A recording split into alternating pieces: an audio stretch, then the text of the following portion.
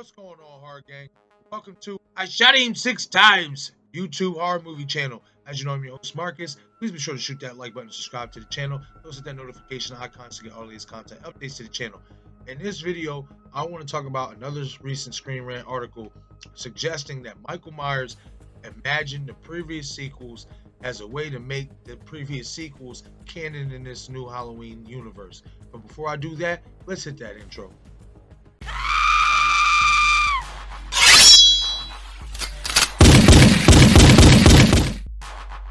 I shot him 6 times.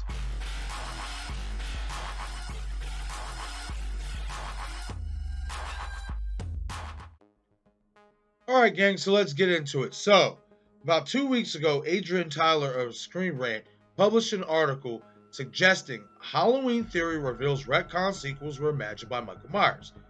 A theory suggests a way of making the Halloween sequels canon in the reboot timeline by suggesting they were imagined by Michael Myers.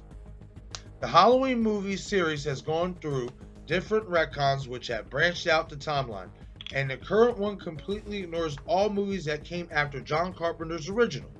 But a theory integrates them to the reboot timeline by suggesting they were all in Michael Myers' imagination. The horror genre is currently taking advantage of the reboots and requels trends in the film industry and reviving some of the most successful franchises, among those the Halloween saga, which was recently given a new trilogy that retconned the previous movies again.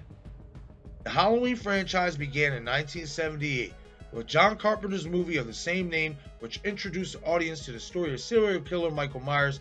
After killing his sister on Halloween night 1963, 6-year-old Michael Myers was sent to Smith's Grove Sanitarium and he never spoke again. 15 years later, Michael escaped and returned to his hometown of Haddonfield, Illinois, where he began to stalk Laurie Strode and her friends, with Laurie becoming the movie's final girl. Since then, the Halloween franchise has gone through a couple of retcons, getting rid of Laurie, introducing her daughter Jamie Lloyd / Danielle Harris, bringing Laurie back, and now resetting a big part of the franchise with a reboot trilogy. After the failure of the Halloween H2O 20 years later, and Halloween Resurrections retcon, and Rob Zombie's not so popular remakes, the Halloween saga welcomed a reboot trilogy, beginning with David Gordon Green's Halloween in 2018. This new timeline serves as a sequel to Carpenter's original movie and completely ignores all movies that came after it, meaning that Jamie Lloyd and John Tate / Josh Hartnett don't exist and Laurie and Michael aren't siblings. However, a theory suggests a way in which these now ignored sequels can still be a part of the reboot timeline, and it's making them creations of Michael Myers' mind. Halloween timeline and retcons explained which movies are canon. The starting point of the Halloween saga is of course Carpenter's 1978 movie. And the first timeline is one that continued in Halloween 2 for the return of Michael Myers, which introduced Jamie Lloyd as the new final girl after Laurie's death, Halloween 5, The Revenge of Michael Myers, and Halloween, The Curse of Michael Myers, which brought back Tommy Doyle / Paul Rudd and introduced the Cult of Thorn to explain why Michael Myers can't be defeated. After that, the Halloween movie series went through its first retcon with Halloween H2O, which brought Laurie back and explained she faked her death. Halloween H2O didn't include Jamie Lloyd and instead introduced John Tate as Laurie's son. And this timeline continued in Halloween Resurrection, where Michael finally killed Laurie during the first act. Halloween's next retcon happened in 2007, with Rob Zombie's remake, which even though followed the same premise of Carpenter's movie, made a lot of changes, especially to Michael's backstory. This timeline came to an end with Halloween 2, after which the Halloween saga was rebooted. In this current timeline, the only movies that are canon are Halloween 1978, Halloween 2018, Halloween Kills, and upcoming Halloween Ends. As for Halloween 3 Season of the Witch, it's set outside the Michael Myers timeline, so it isn't canon in any of the franchise's timelines. Halloween theory. Non-canon sequels were imagined by Michael Myers. The Halloween reboot timeline has made some subtle references to the ignored sequels, but without making their stories and characters canon. But a theory posted on Reddit suggests a way in which they can be part of this timeline without changing the current story. Halloween 2018 revealed that Michael Myers was captured not long after the ending of the first movie, after which he was sent back to Smith's Grove, where he stayed for 4 decades. The author of the theory suggests that during this time at Smith's Grove, Michael Myers came up with these elaborate mental narratives about how he would get his revenge. And so the sequels are these fantasies that only happened in his mind. This would explain some of the biggest mysteries of the Halloween saga, such as how Michael Myers seems impossible to kill, how he disappears after being attacked, which again would kill a normal human, how he moves so quickly from one place to the other, and how he can catch up to his victims without running. Though, through this theory, the author suggests that some Halloween plot holes can be explained, such as how Michael seems to have plenty of time to hide bodies and use them as props to scare his next victim, as he did with Laurie's friends in the first movie. Another detail that can be explained through this is the change of tone and different narratives in the sequels, because as Michael got older, his ideas evolved and changed. How Halloween 3 Season of the Witch fits into the theory. The theory doesn't leave Halloween 3 Season of the Witch behind and suggests a way in which it can fit the reboot timeline. The author explains that Halloween 3 was a result of Michael fantasizing after watching 1980s horror movies like Poltergeist, The Shining, Friday the 13th, etc., which could have been some kind of film therapy to build empathy by watching others suffer, of course, because this is Michael Myers. This therapy backfired. Halloween 3 then was the result of that failed therapy, which is why after he went back to fantasizing about him being a supernatural antagonist, which could also be the result of watching over seemingly invincible characters like Jason Voorhees. This therapy part feels like a stretch, but then again, everything Michael went through at Smith's Grove with Dr. Loomis is a mystery, except in Zombies remakes. What this theory means for Halloween Ends. If this theory is true, this would mean that Michael Myers has spent decades mentally preparing for different scenarios, some without Laurie, others with her children, and some others with new people, meaning that now he's out once again. He's a lot more prepared for whatever Haddonfield throws at him. This would mean that by the time Halloween Ends begins, Michael Myers will be stronger than ever, as he not only analyzed a variety of situations in his head for years, but he also survived being shot, kicked, beaten, and stabbed in Halloween Kills, thus making him mentally and physically stronger. This theory brings the entire Halloween franchise together without having to change the reboot storyline, and while some parts don't fully work, the Halloween 3 and therapy, it's an interesting idea with the potential of summing some of the franchise's biggest questions and issues. Alright gang, so let's talk about it. So, when I first saw this article, at least the title of this article, I immediately thought of the Cave Dweller working title for Halloween Ends.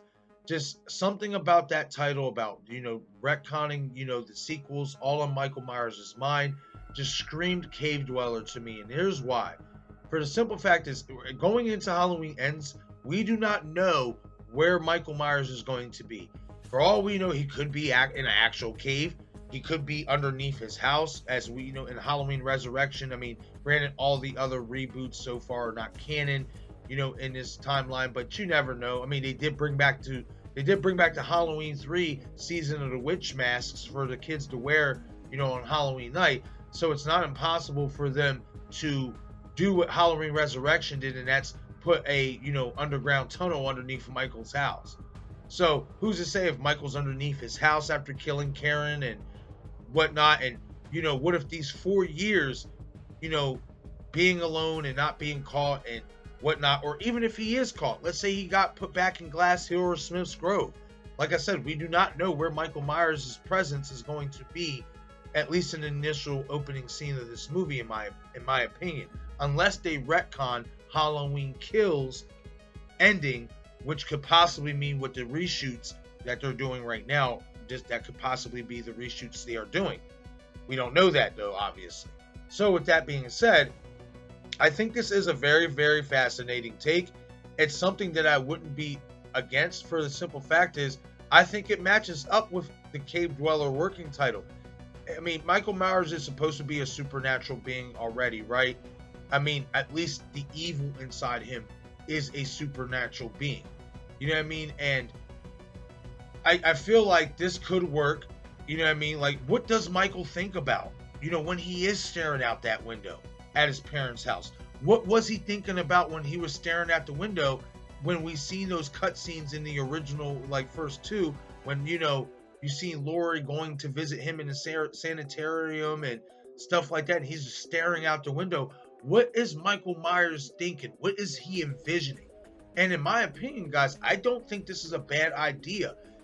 I think this could work. It would pay a tremendous homage to the entire franchise, in my opinion. And for me, that's what it's all about. You know what I mean? It's not even more about making the previous, sequels relevant in this timeline. It's more, for me, of them paying tribute to the franchise as a whole. For the simple fact is, it's called Halloween Ends, right? So what better way to pay an homage to the entire franchise is if you get that scene with Michael Myers just sitting there in wherever cave he's at, if he's in a real cave, if he's in Smith Grove, if he's in Glass Hill, if he's underneath his house, wherever Michael Myers is at, and he's sitting there and he's just stargazing, wherever he's doing. Imagine if we just get a whole montage of all the previous sequels, and unfortunately, yes, even Rob Zombie's. I mean, I really wish I could do it without, but, they are, part of the Halloween franchise. So, what a way to pay an homage and tribute to the entire franchise by just having this moment where Michael Myers is staring out of a window or staring into, space or whatever the hell he's doing, wherever he's staring at, and all of a sudden you just get this montage of every piece of the Halloween franchise, from Halloween 2, Halloween 4, Halloween 5, Halloween 6, 7, 8, 9, 10, all of them. You know what I mean? I personally think that it would be a cool thing to see. I would not be against this at all. And I think this was something that also could bring some freshness to Michael Myers' character, because then it even adds to that supernatural element even more. Even though I did just make a video stating that the vessel of Michael Myers, the specimen, the body, you know what I mean, of Michael Myers, we don't know how much longer the spirit that's in this body, how much the body will hold up with all the punishment he's taken. If this is an evil supernatural being that's inside him, then it should easily, in some degree, be able to pass on to whoever wants to, if I'm not mistaken, right? I mean, that's the whole point of being supernatural. So, with that being said, though, this whole idea of him imagining the previous sequels in his head only adds to the supernatural element of the being that's inside Michael Myers. And in my opinion, guys, I'm all on board for that. And I think it does bring a nice, fresh, unique element to the Michael Myers character.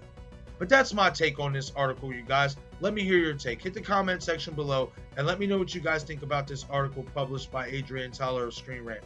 Do you agree that this could work in the new timeline with him envisioning these old sequels as part of him, part of his mindset? This is what he sees when he's looking out the window, or whenever he's, gazing out into, space? Or do you think it would not make sense and that we do not need to see this type of scene in Halloween Ends? Hit the comment section and let me know what you guys think. But once again, guys, I'm out of here for this one. This is I Shot Him 6 Times YouTube horror movie channel. I'm your host, Marcus. Please be sure to shoot that like button, subscribe to the channel. Your support is greatly appreciated. Join this wonderful community and horror family we got growing here on YouTube. As well, be sure to follow me on Instagram, Twitter, and Facebook. Thank you for watching.